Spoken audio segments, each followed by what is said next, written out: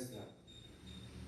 இந்த நாளிலும் தினம் தேவ வார்த்தை என்ற தலைப்பின் கீழ் தேவன் நம்மோடு பேசுகிற வசனமாவது, தடைகளை நீக்கி போடுகிறவர் அவர்கள் முன்பாக நடந்து போகிறார்.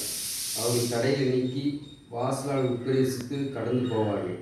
அவர்கள் ராஜா அவர்களுக்கு முன்பாக போவார். கர்த்தர் அவர்கள் முன்னணி நடத்தாதீர்கள். ஆம், பிரியமானவர்களே, இந்த நாளில் தடைகளை நீக்கி போடுகிறவர் நமக்கு முன்பாக நடந்து போகிறார் என்று தேவனுடைய வார்த்தை நமக்கு சொல்லப்படுகிறது.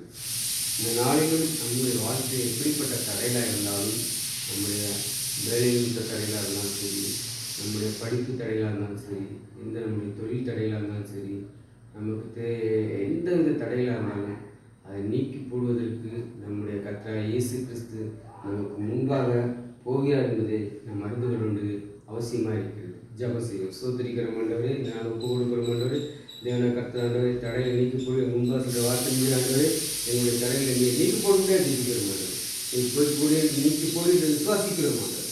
இயேசு நமக்கு நல்ல செய்வார்கள். ஆமாம். அப்படியா?